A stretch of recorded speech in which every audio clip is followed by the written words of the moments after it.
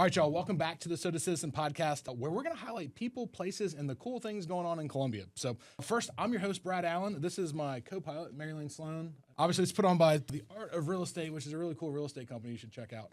But that aside, we're going to chat with a good friend of ours, Steve Cook, who is the 2025 Restauranteur of the Year and owner of, like, I don't know, it's like 75 restaurants now, I think. We've lost count. That many, Probably feels like it. Yeah. A lot of stuff.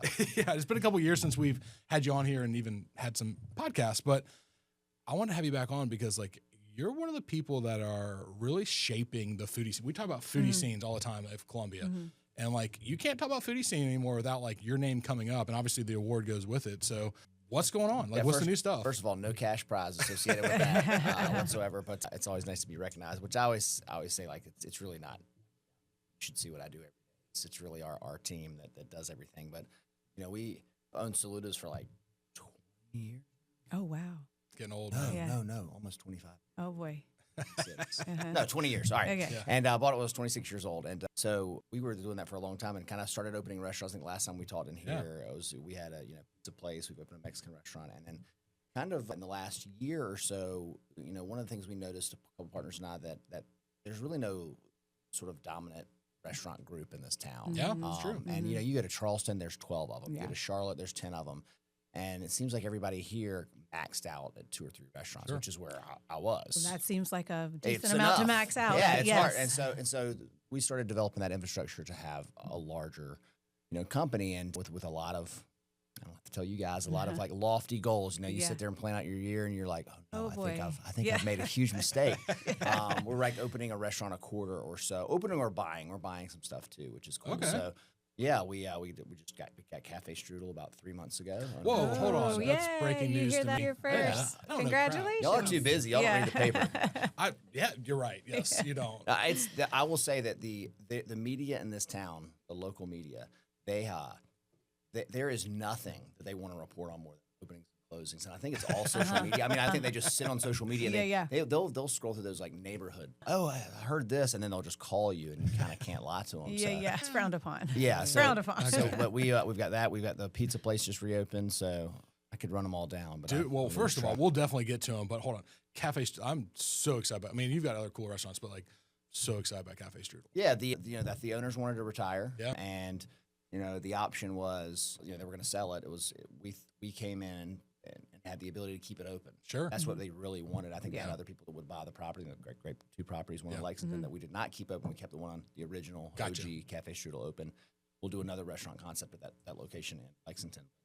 We thought it was like a cool, iconic Columbia brand that we wanted to keep around and hopefully add a little bit of value to. That's like anything else. I mean, you could walk in any of my restaurants and have changes to make. So that's what we're going to do. Not change the essence of what it is, but maybe value add. Streamline a little bit. So is that your only breakfast kind of That's focus? the only breakfast thing I want. I never wanted breakfast. I don't like to get up early. And what is your breakfast food? Like, what's your staple breakfast food? If you had to go to your own restaurant. I don't eat really for breakfast. I mean, like I try to drink. If I drink a cup of coffee, I don't. I either eat a little breakfast or a little lunch. Yeah. Usually, it's still not working. You think that diet would work? It's the wine at night, I think. But yeah, if I'm gonna have hash browns at Waffle House, that's my favorite thing to eat. Yeah. That'll get you. So once or twice a year, maybe more like once or twice a month. So you got Cafe Strudel. You're talking about Il Boccato opening back up under a different brand. Yeah, we're gonna rebrand that one. That's State Pizza. We kind of. Il Boccato was open for 5 years. I never knew how many people liked it until we closed it. What are you talking about? It would take, in a good way, it would take me an hour to get my pizza, like when it was ready, because they were just so busy. Well, every Hammond football game I went to in the fall, it's just like, what the hell? Yeah. And I'm like, just relax. And that was from 11-year-olds. Yeah, and that was one thing that it was kind of cool to get back in there in the last couple months. And like, we've been opening so many restaurants, so like that one kind of got pushed, and we kind of got back in there and got back to the basics, to the original sort of recipe. And I think I realized what 5 years ago we figured out is like keep it super simple and keep it very, very fresh. And I try to, like everybody else, it's like it's a new year. I'm gonna try to like diet a little bit, but how do you do that when you have to we have 25 pizzas for you to try? Yeah, And you yeah, can't- yeah. It's like, well, I'm not going to spit. Pizza, Right, you can't spit. So, right, yeah. but yeah, that's so we've got that. We've got an Oyster Bar that we announced. That's what I'm Excited excited about about. that. That's Yes. awesome. That's been a long time coming. It's called Slip 53. It's a historic renovation in 5 Points. It was a sporting goods / boat store called Gasks that opened in 1953, hence the name. Is that where Rice Music was too? Pecknell. Pecknell. Pecknell was there, yeah. And so, I mean, we've done that since like 20. Seems wow. like, and it's a very difficult deal with the historical renovation aspect of Sure. it. But they're swinging hammers in there now. We're hoping to open. We will open by May of this coming year, and it's kind of cool in a weird way. It's nice that it took so long because at first it's like it's going to be an oyster bar, and we had a specific concept, and now it's kind of evolved into like a seafood restaurant, like a Chubby Fish in Charleston or a 167 Raw or something like that. There's a raw bar component, but that's not all that it's going to be. So it's like I don't know. Sometimes you sit there and you pound. What was that, deal fatigue or like, Tom's enemy. In this case, I really think we got the concept dialed in. So we're really excited about that. And our group's opening a restaurant in Winter Park, Florida, coming up. That used to go to Florida. For No a few doubt. weeks. Right, yeah. Same concept you already have, or something completely different? Something completely different. We partnered with a chef down there in Orlando who's just an amazing chef, Brandon McGlamory, and that's where our CEO lives. We hired, we're a big boy company. Yeah. So we kind of built that infrastructure out, and so it just was a great opportunity. We're always kind of looking for opportunities like that. We've got another thing that I can't tell you about. Maybe when we turn it off. Yeah. I can tell you about that we just acquired in Columbia. That's like a, long-term restaurant we're so excited about. And that's kind of what we did. It's hard to build from the ground up, but you can kind of do whatever you want. But it's hard also to find, obviously the right people. Places that we want to add. So anyway, this all sounds confusing, but no. I've got a whiteboard Good in the office. things to come. I got a So whiteboard does in the this office. Yeah, one. that keeps it organized. Yeah. Well, like restaurants aren't easy, by the way. I mean, like, so good on you for even the margins are probably not as good as grocery stores anymore, right? I mean, like, depending on what it is. I think all that is so oversold. Okay, I'll watching the news then. Well, it's because there's so many variables to screw up, I think, and your profit margin should be X in the restaurant business, to call it 10%. Yeah. You can make it higher. Obviously, you can get it lower, but the problem is it's not like you buy a widget that sits on the shelf and you sell it for your market. Yeah. You can screw it up in a million different ways, and if you take your eye off any of it, it goes away. So it's a very cash flow intensive business, and I think a lot of people get into it. But it's like, oh, the failure rate's huge. Well, it's mostly because people got into it. I mean, you ever heard the story? Like, I sold my insurance company. I wanted to open a restaurant. I'm like, Yeah, right. So we also, by building a bigger company, are able to kind of insulate against some of that stuff. Some sort of horizontal integration and things like that. So. Well, I mean, I had a business idea, a restaurant out of college. Ever tell you this story? Did I tell you this on the podcast last night? Maybe. So right when I was graduating, I was in the restaurant scene. I worked at Longhorn the Vista where I met my wife, and I was like, I'm gonna open a bar. And so I went to the small business thing at Carolina, and I had to get a business plan, which I was a criminology major, so I was like, cool. Didn't have Google back then, so I figured it out. Walked in, I was like, here it is. And like, what is it? I was like, it's a pirate themed college bar called Whiskey Dick's. Okay.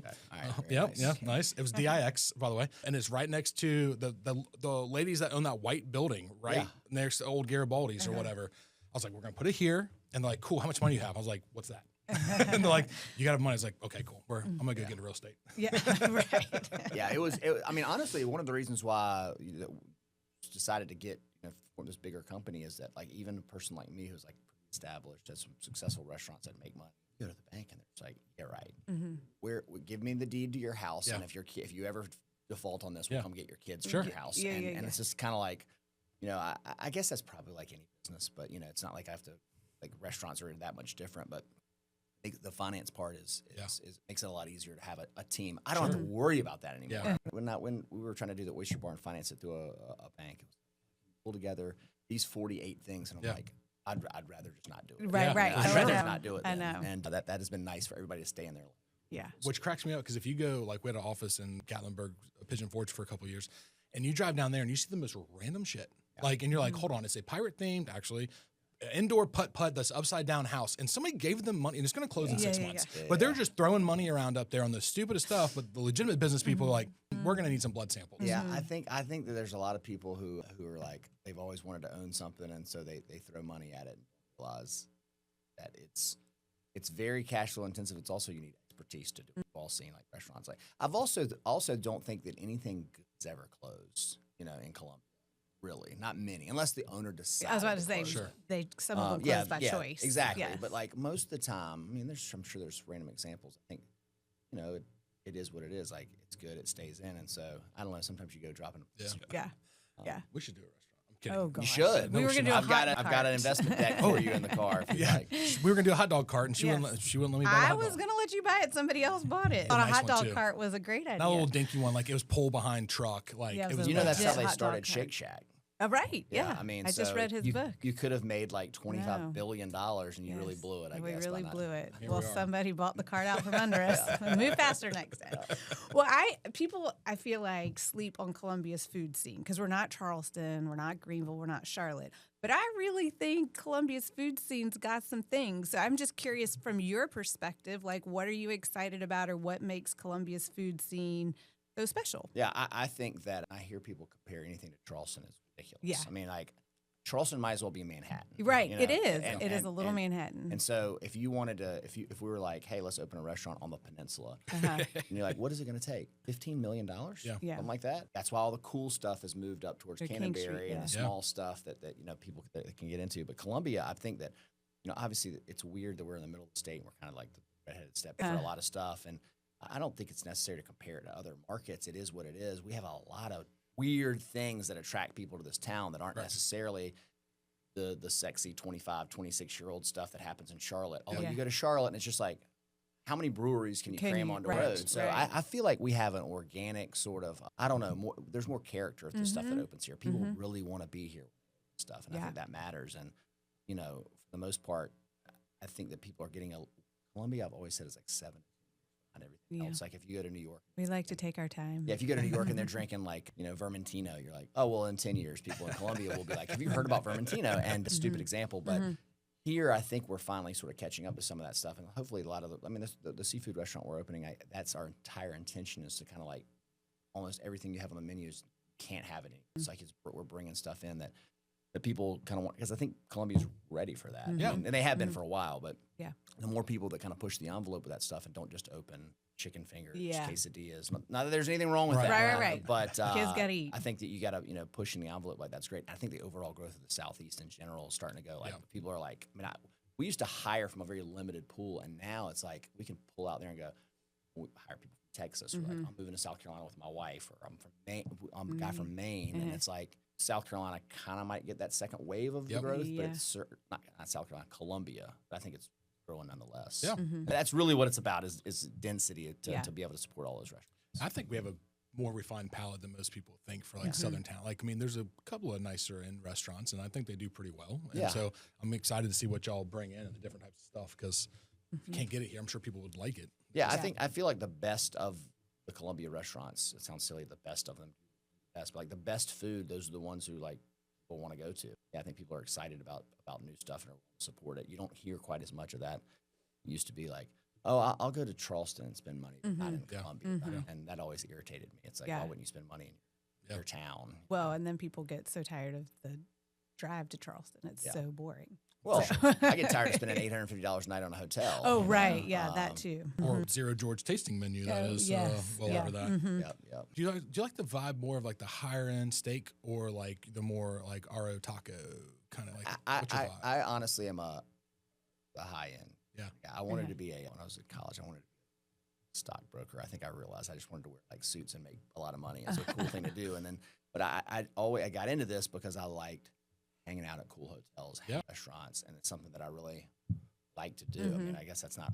Somebody's got to do it. So what we've realized is that we'll add things like Cafe Strudel and medium sort of priced things, but like my heart is kind of in the fine dining part of it, sort of top of market stuff, and that's what we'll focus on, and then fill it out with some other stuff. I mean, I'm not in Cafe Strudel cooking eggs, believe it or not. It's just to have a team that can make sure that everything is kind of as high quality. I mean, there's no reason you can't walk into. I think Halls has done a good job with that with some of the things they acquired in Charleston, where it's like you bring sort of that, elevated management style to a place that's not necessarily going to be $100 per person. Right. I agree with that.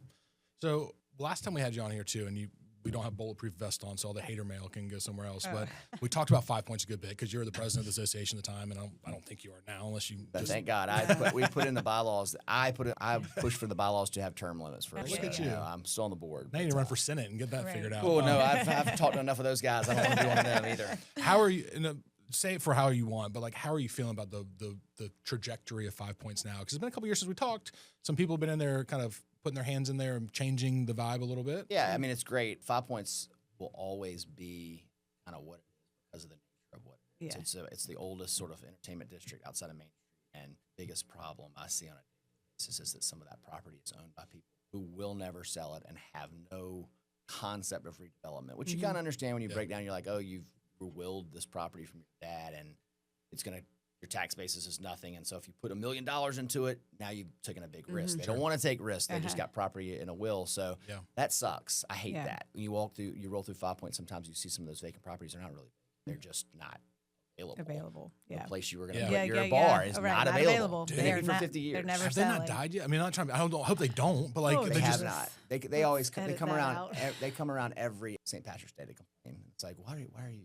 Do you care? We're gonna stock out. I'm gonna go to St. Patrick's Day. I'm gonna meet them. But Pecknail was a perfect example where we're putting the seafood restaurant. Like that building was Pecknail was in service with Pecknail for a long time. The Cason Group bought it. We worked with them for a long time because it's expensive. I mean, it's a very significant investment that both we and them are making, and that's a risk. Yeah. And you want people to be able to take that. I mean, there's nothing wrong with taking those retail shops and turning them over. Yeah. But you'll never see a for rent sign on one of those retail shops for very long. Right. People move in and out of there. So I think overall I'm bullish. I really need some of this big stuff to happen that I've been hearing about for 5 years. I was trying to push to help advocate for when I was the president, like the 2221 Divine, the big office building. Yeah. That's under contract with one of our friends. I've heard some rumors about that. Okay. Yeah, we're really excited about it. I think it's going to happen. Yeah. It's Columbia. You never know. It'd be pretty cool if it comes to fruition. Yeah. And then the Wells Fargo site should be a hotel. Yes. It should have been a hotel already. That's coming eventually. Is there a height restriction of 5 points, or am I making that up? That area, there is in certain parts of it, but that part will have no problem. We'll do whatever they want. Although I'm on the planning commission for the city, so I know that no matter what happens anywhere, somebody will come and complain about something, noise, traffic, and but those two things happen in 5 points, and I think you see that finally that boulder pushed over the hill and have that progress. Yeah, you're probably solving this problem already, but what do you feel like the food scene's missing in Columbia? Is there? I mean, obviously you've got a wide array, but is there still like? That is like what I do when I travel. It's like, why is this not? Why is this not? And then I think like, okay, maybe some like. There's no great sushi restaurant. No shade to any of the people that serve sushi, but Taco Sushi is not trying to be an authentic like omakase restaurant or whoever.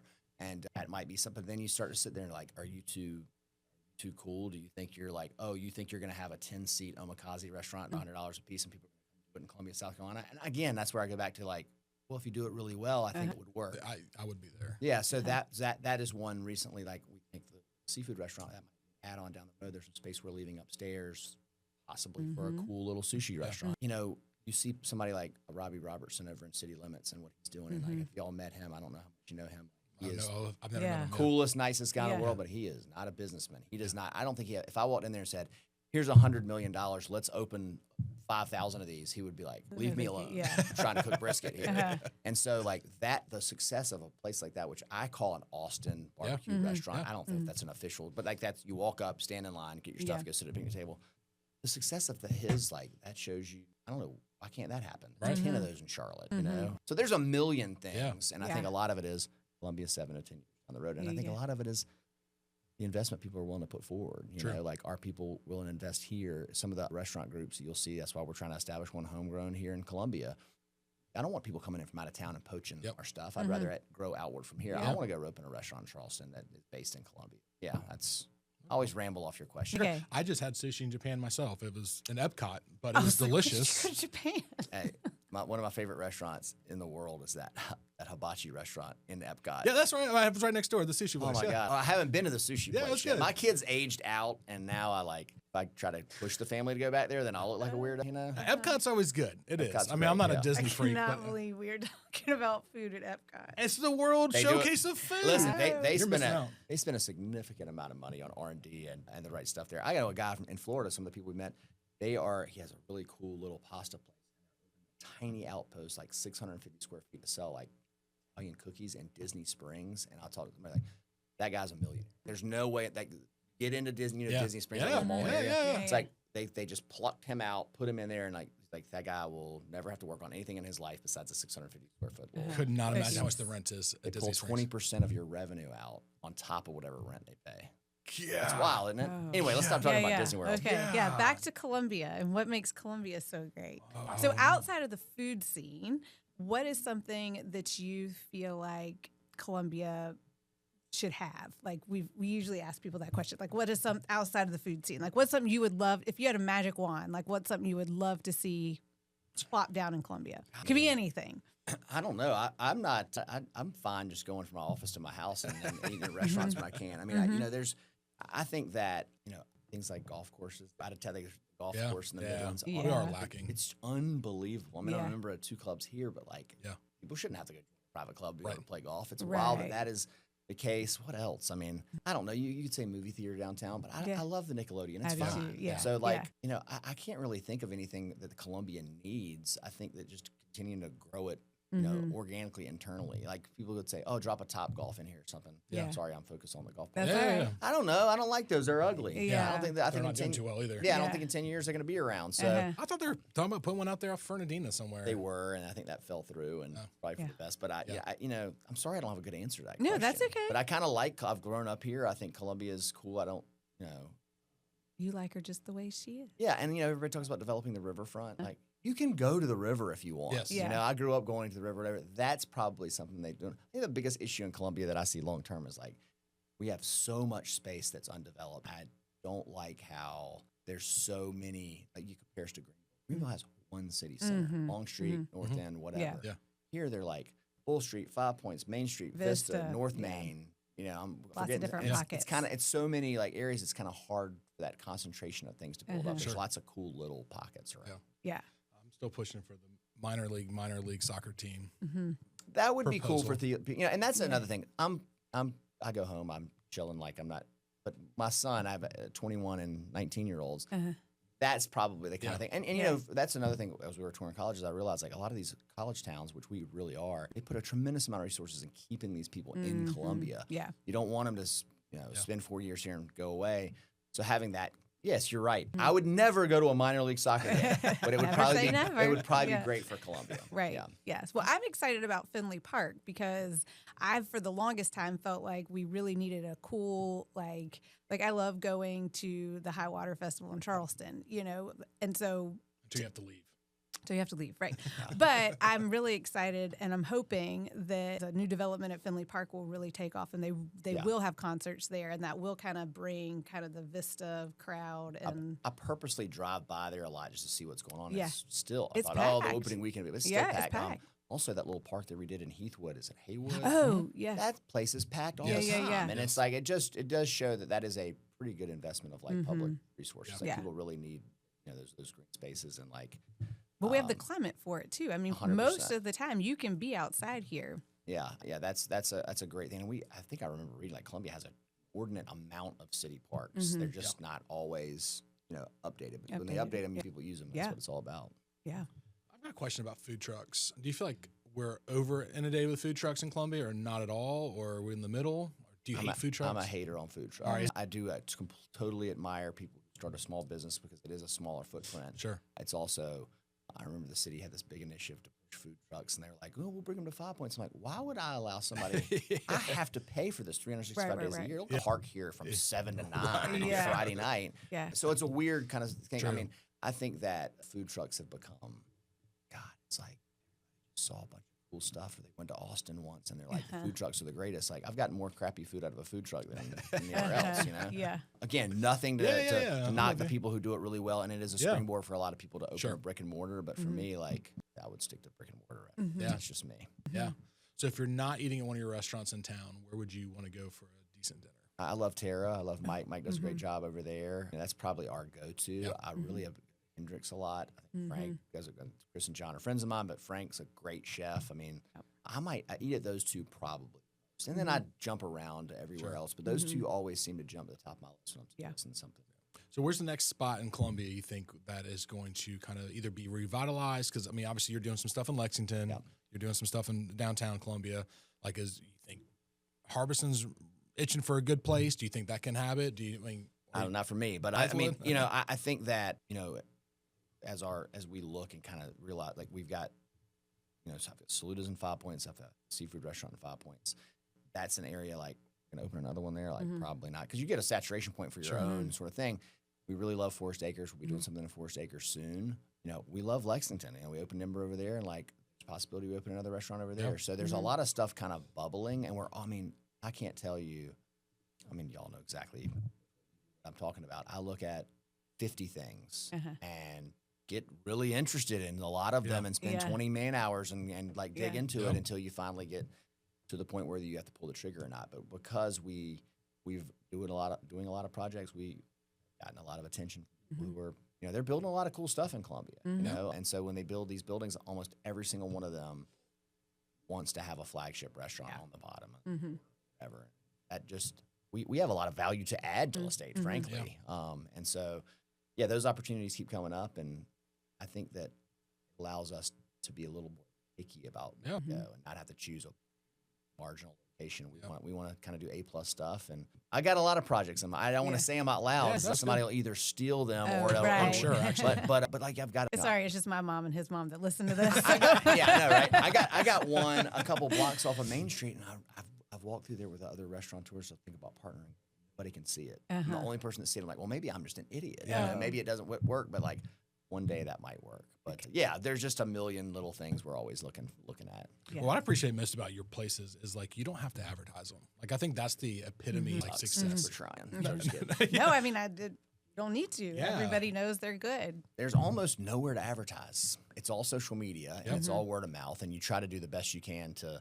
The best advertisement is when I saw Barbie in the gym yesterday, and she says, hey, we had dinner at your place the other night with 2 people who had never been there. They couldn't believe how good it was. They can't wait to go back. Like, that's it. It's the 4 walls sort of deal. And, we try to do market, but I just don't know anybody could come and say, like, hey, cut me a check for X and it will bring you business. In 2026, it just doesn't seem to. Yeah, that's why I had a discussion the other day with, I don't forget who it was, and they're like, what's your favorite car? Like, what would you drive if you weren't driving what you're driving? I was like, a G-Wagon, right? Like, that'd be cool. He's like, you see any commercials for G-Wagons? Like, no. He's like, they don't have to. And I was like, point. Fair. Yeah. So that's why I wanted to say that, because like people think of restaurants, they don't think, oh, I saw a billboard, let's go try it out. Like, no, I think it's probably like that everywhere. Like it feels like to me, like if I'm going to DC to celebrate my son's birthday this weekend, and I didn't go do a magazine, figure it out. I just kind of word of mouth. Yeah. What do you guys like? Where have you been? And that to me is still the best way to do it. For sure. That's why like when we opened Steakhouse Ember in Lexington, like we knew that was going to be a little bit of a slow burn. Yeah, everybody will come immediately, and then like it'll take almost a year and a half for people to go, hey, let me tell you about this place, or it's time for my birthday or anniversary or business meeting. Yeah, that's you take for granted when it's like Saluta's been around for so long. Yeah. That when you start a new one, you're like, oh yeah, it's harder to get that kind of attention.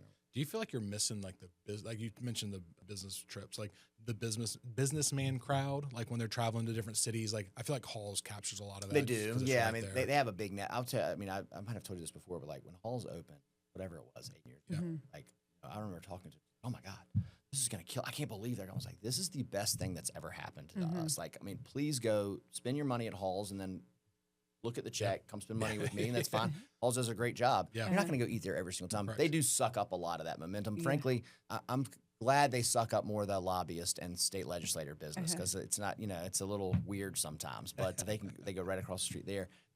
I think that I do walk through the Vista. We have to open something in the Vista, because every time I go there, I just see I call it dumb money, and I don't mean I'm dumb money this weekend when I go to DC. They're just walking out of hotels like, and like, oh, where do we go? I have no idea, and I don't have that in 5 Points. You have to come find me there, and that's why it is built more on locals and things like that. But I do get jealous that sometimes not being in that sort of center, whether it's Main Street or the Vista. It's kind of like we've done it without having that. Which is kind of cool. Great. Well, we appreciate you taking time to sit down and talk to us. I'm going to be the first one in line at State Pizza, so you got to let me know when that opens up. Yes. So we're back. We're open. We have Wednesday through Sunday. We're starting. We're going to go 7 days a week. Right now, we're just pizzas. We're kind of. It was really dumb to open it in the middle of Christmas, but we had said we're going to open this thing and start Yeah. selling pizza. So it's open Wednesday through Sunday. So All right. Okay. Well, we're gonna come check out the. Yeah, I'm gonna be first in line for the new Oyster Bar. oh yeah, that'll be really exciting. We'll come bring some Excited social about that. media. Yes. Just us and selfies. That's Yeah. what we like. That's to do. fun. That's again the best That's marketing now I seems to somebody know. having dinner and tagging The themselves. camera Like, eats first. That's right. Well, Steve, thanks as always. Yeah, for being thank here. Yeah, y'all. thanks for Yeah. being here. Appreciate it. And for everything you do in Columbia. Yeah, thank y'all.